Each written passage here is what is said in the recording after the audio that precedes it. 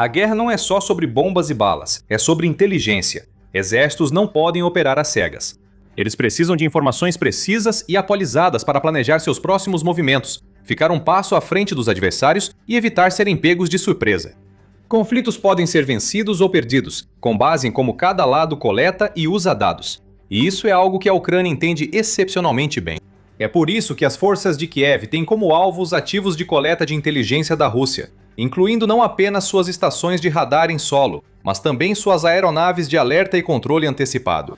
Ataque após ataque, a Ucrânia destrói os olhos da Rússia nos céus, e não há nada que o presidente Vladimir Putin possa fazer para evitar isso. Em vez disso, ele é obrigado a ver sua frota de aeronaves de alerta aéreo antecipado e controle, AEW e AEW-1C, ser eliminada sistematicamente. O impacto disso não pode ser subestimado, já que os sistemas AEW e AEW-IC são extremamente importantes na guerra moderna. Eles funcionam efetivamente como estações de radar voadoras, oferecendo detecção de ameaças inimigas em 360 graus e de longo alcance no ar, no mar e em terra. Muitos conseguem detectar alvos a centenas de milhas, alertando equipes em terra e dando tempo para se prepararem para ataques, seja adotando ações evasivas ou reforçando defesas. Essas aeronaves funcionam como centros de comando aéreos, reunindo e compartilhando informações em tempo real para coordenar caças aliados, ataques de mísseis de precisão, bombardeios e gerenciar espaços de batalha complexos. Elas são essenciais, oferecendo dados em tempo real e ampla consciência situacional que toda força militar moderna necessita para vencer. E a Rússia tem dependido fortemente de uma aeronave específica para atender às suas necessidades de AEW e AEW-NC, o Beriev A-50.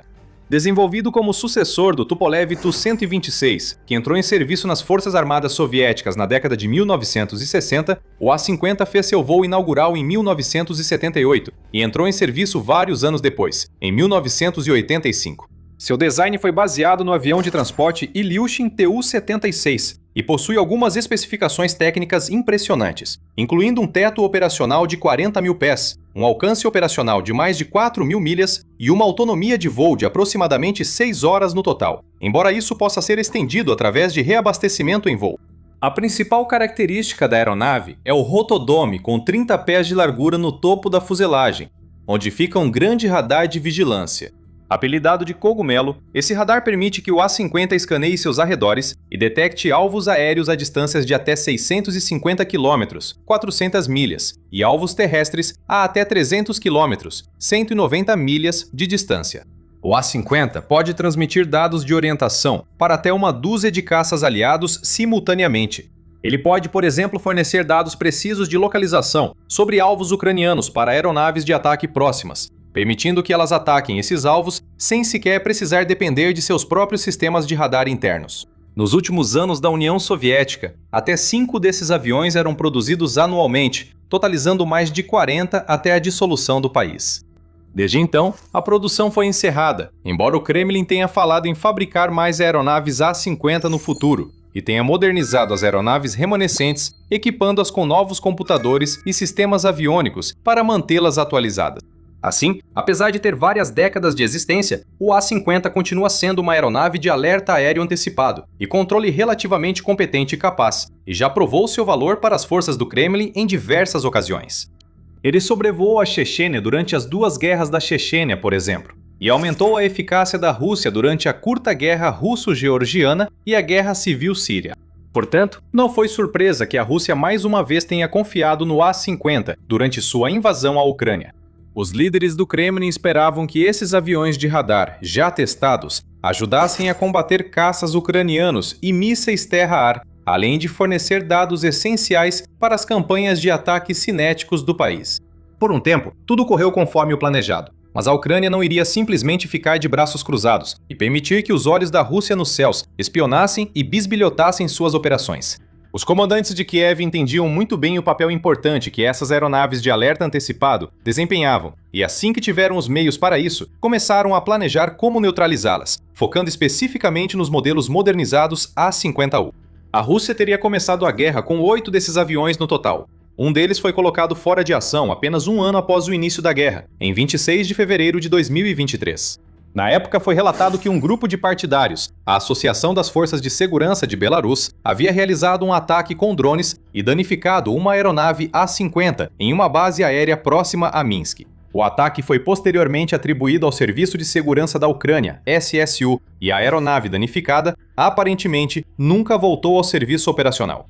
Menos de um ano depois, em janeiro de 2024, o segundo A-50 foi atingido enquanto estava em serviço. O avião voava sobre o Mar de Azov quando sumiu repentinamente do radar.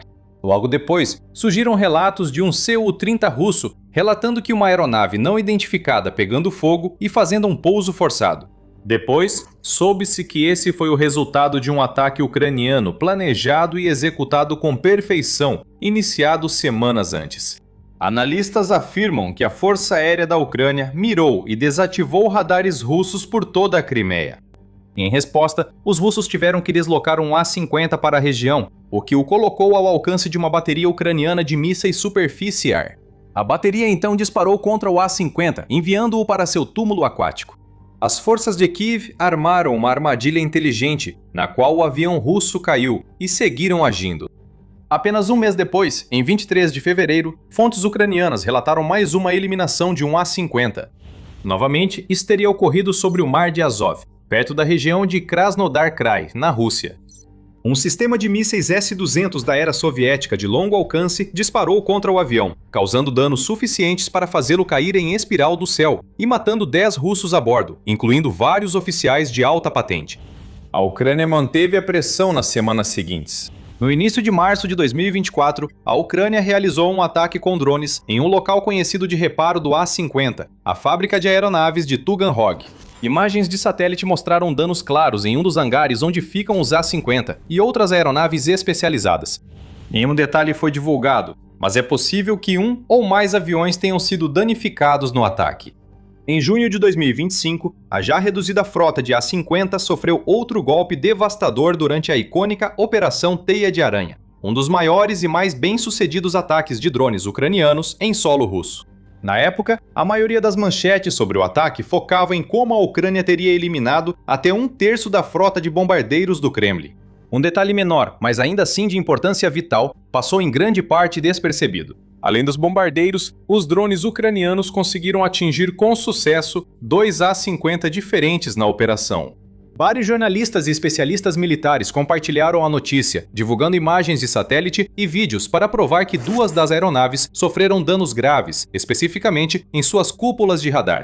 A erradicação sistemática dos A-50 continuou em novembro de 2025, quando a Ucrânia realizou outro grande ataque, mirando vários locais estratégicos militares e industriais russos. Essa missão foi realizada por unidades das Forças de Foguetes e Artilharia, Forças de Operações Especiais, unidades de mísseis costeiros da Marinha e forças de sistemas não tripulados da Ucrânia. Juntas, usando drones míssil e mísseis de cruzeiro Neptune, essas forças atacaram novamente o local de reparo do A-50 em Tuganhog. Várias explosões e incêndios foram relatados no local, sem dúvida interrompendo quaisquer reparos, manutenções ou esforços de modernização em andamento nos A-50 restantes na área naquele momento. Em março de 2026, a Ucrânia realizou mais um ataque contra essa aeronave específica. No dia 17 de março, para ser mais preciso, forças ucranianas atingiram a 123ª Pedafa fábrica de reparos de aeronaves em Staraya Russa, na região de Novgorod. Assim como a instalação de Tuganhog, esse local é uma peça importante da infraestrutura militar, onde várias aeronaves são reparadas, modernizadas e mantidas. Imagens de satélite revelaram pelo menos 9 aviões de transporte Il-76 no aeródromo na época. São os mesmos modelos que serviram de base ao A-50. Relatórios iniciais apontaram danos visíveis em um hangar de manutenção. E em 20 de março, o Estado-Maior das Forças Armadas da Ucrânia confirmou em uma postagem no Telegram que outro A-50 havia sido atingido no ataque. Foi confirmado o dano à aeronave de detecção por radar de longo alcance A-50. Ela estava nas instalações da empresa para manutenção e possivelmente aguardava modernização. Agora, antes de explorarmos os impactos maiores desses ataques e o que tudo isso significa para as perspectivas russas e ucranianas daqui para frente, se esse é o tipo de análise que você quer ver mais, certifique-se de se inscrever no The Military Show. Explicamos tudo assim, semanalmente. As informações diferem sobre o número exato de A-50S operacionais que a Rússia ainda tem, mas até as estimativas mais otimistas indicam que restam apenas alguns desses aviões. De fato, o próprio Centro Russo de Análise de Estratégias e Tecnologias, o think tank KAES, afirma que não há mais do que 4 A-50S disponíveis em qualquer momento. Esse número não é grande nem suficiente para que a Rússia cubra todo o seu território, ou as áreas da Ucrânia ainda ocupadas por suas forças. Sempre que um A-50 é destruído ou fica temporariamente fora de ação, representa um grande revés para as forças do Kremlin, pois, apesar de antigos, esses aviões são extremamente importantes.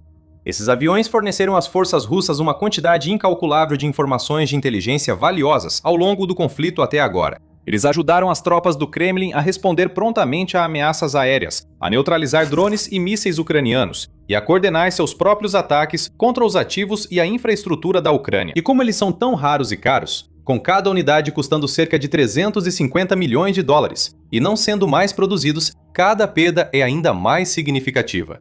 De fato, em termos puramente militares, derrubar um A-50 não é como destruir uma aeronave inimiga comum. É mais parecido com eliminar um enorme navio de comando e controle. Em instantes, o inimigo pede ampla cobertura de radar e regiões inteiras deixam de ser monitoradas. O fluxo constante de informações de inteligência é interrompido, e inúmeros recursos, concentrações de tropas e estruturas de infraestrutura de repente perdem um dos sentinelas mais importantes que os mantinham protegidos dos céus. As implicações são enormes. Os A-50s têm alcance muito maior que a maioria dos radares terrestres, pois operam em altitudes elevadas. Perder alguns desses aviões dificulta bastante para a Rússia monitorar o céu em busca de aeronaves, mísseis ou drones se aproximando. Com menos recursos à disposição, os comandantes do Kremlin também precisam lidar com a difícil questão de como usar da melhor forma os recursos que ainda possuem. Se um avião é danificado ou destruído, pode ser necessário reposicionar outro para substituí-lo. No entanto, ao fazer isso, inevitavelmente abrirão brechas em outros lugares para a Ucrânia explorar. É um verdadeiro dilema. A Rússia sofre não importa o que faça. Não há respostas fáceis, nem soluções alternativas. É importante lembrar também que, mesmo sem a Ucrânia danificar ou destruir essas aeronaves, elas não são exatamente novas. Mesmo aquelas que permanecem intactas, ainda precisam de manutenção de tempos em tempos. As equipes precisam descansar, os aviões precisam ser reabastecidos, e assim por diante. Isso pode ser o motivo pelo qual as forças da Ucrânia têm concentrado alguns de seus ataques exatamente nos locais onde esses aviões costumam ser armazenados quando não estão em uso. Isso não só oferece a oportunidade de danificar ou até destruir qualquer aeronave que possa estar lá no momento, mas também prejudica a infraestrutura central, necessária para manter esses aviões no ar, abastecidos e funcionais. E quanto mais A-50s a Rússia perde, mais cautelosa ela provavelmente será com aqueles poucos preciosos que ainda possui. Os comandantes do Kremlin provavelmente usarão esses aviões com mais parcimônia daqui em diante. Isso não só tem um impacto negativo na cobertura geral de radar da Rússia e em suas perspectivas defensivas, como também influencia negativamente suas capacidades ofensivas. Porque mesmo que os A-50 não lancem bombas nem disparem mísseis, eles fornecem os dados dos quais os caças de ataque russos dependem para detectar e localizar alvos com precisão. Sem os A-50 para auxiliá-los, esses mesmos caças podem ser forçados a depender mais de seus próprios radares ou das equipes de controle em solo, o que pode colocá-los em risco adicional e também torná-los menos eficazes. Nada disso significa que a Rússia está cega. Ela ainda conta com radares terrestres, de caças, satélites e outros sistemas de vigilância para coletar informações. Mas está perdendo provavelmente seus olhos mais importantes e de maior alcance no céu, problema para o qual o Kremlin parece não ter solução. O país falou sobre retomar a produção das aeronaves A-50, mas aparentemente não conseguiu encontrar os fundos ou recursos necessários para isso, o que provavelmente está ligado aos seus atuais problemas econômicos. A Rússia destacou programas para modernizar sua frota envelhecida de A-50, mas seus A-50U aprimorados não resistem a ataques de drones e mísseis ucranianos, já que vários foram abatidos. O Kremlin também tentou, mas falhou em criar um sucessor para o A-50, o A-100. Ele substituiria gradualmente o A-50 com tecnologia superior de rastreamento por radar, motores mais potentes e um conjunto de guerra eletrônica de última geração. Infelizmente para a Rússia, o projeto está parado no limbo há anos. Um avião protótipo fez seu voo inicial em 2017, mas desde então, pouco se ouviu falar do A-100, exceto no final de novembro de 2025, quando as forças ucranianas afirmaram ter destruído o protótipo.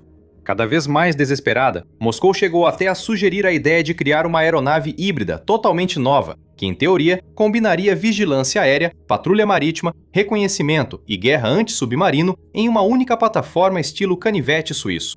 De acordo com arquivos vazados da Beriev, a mesma empresa responsável pelo A-50, esse novo avião seria baseado no jato anfíbio B-200, outro avião russo com um passado problemático. Os arquivos também revelam que a Rússia não tem componentes para fabricar esses aviões, pois os motores são feitos na Ucrânia e Moscou não conseguiu criar um equivalente nacional. Então, o A-100 foi um fracasso. O avião híbrido B-200 não está indo a lugar nenhum. Assim, a Rússia fica com poucos A-50 da era soviética para suprir todas as suas necessidades de EW e EW em C. A Ucrânia, por sua vez, se encontra em uma posição cada vez mais poderosa toda vez que elimina ou danifica um A-50. Isso não só enfraquece o inimigo, como também abre brechas para explorar. As capacidades aéreas de Kiev serão em breve atualizadas, facilitando ainda mais atacar essas brechas. Em outubro de 2025, Kiev assinou um acordo com a Suécia para a aquisição de até 150 caças multifunção supersônicos de motor único, Saab JS-39 Gripen. Projetado para unir ataque e reconhecimento, o Gripen é visto como um ótimo caça de quarta geração e meia. Conhecido pelo design econômico, baixa manutenção e tecnologias avançadas, como capacidades de guerra eletrônica superiores às de muitos concorrentes. Um ex-oficial da OTAN chamou essa aeronave de um dos melhores caças do mundo, só atrás dos Stealth F-22 e F-35. Ele enfrentaria facilmente qualquer coisa lançada por Putin. Em 11 de fevereiro de 2026, a Ucrânia anunciou planos de dedicar parte de seu novo fundo de apoio da União Europeia para iniciar a aquisição de caças Gripen. E alguns meses depois, em 17 de abril, o presidente ucraniano Volodymyr Zelensky afirmou que a Ucrânia já começou a treinar seus próprios pilotos no Gripen e que irá expandir ainda mais esse treinamento no outono de 2026. Se a avaliação estiver certa, a Ucrânia pode em breve lançar alguns dos melhores caças da Europa, justamente quando a força aérea russa está mais fraca. Com mísseis RR Meteor de longo alcance, o Gripen poderia atacar e destruir caças e bombardeiros russos. No passado, o Kremlin podia contar com o A-50 para rastrear ameaças que se aproximavam e manter esse tipo de aeronave segura, fornecendo dados sobre ativos inimigos que estavam literalmente a centenas de quilômetros de distância, dando-lhes vantagem sempre que precisavam escapar. Isso, por sua vez, permitiu que a Rússia aproximasse cada vez mais suas aeronaves de ataque das linhas de frente, realizando bombardeios devastadores, ataques com mísseis e outras investidas agressivas com seus Su-34, Su-35 e MiG-31BM, por exemplo. Mas se os A-50 não estiverem disponíveis, esses mesmos aviões não terão mais os mesmos tipos de proteção. Eles podem não perceber que um Gripen ucraniano os mira, ou que um míssil Meteor se aproxima até ser tarde demais.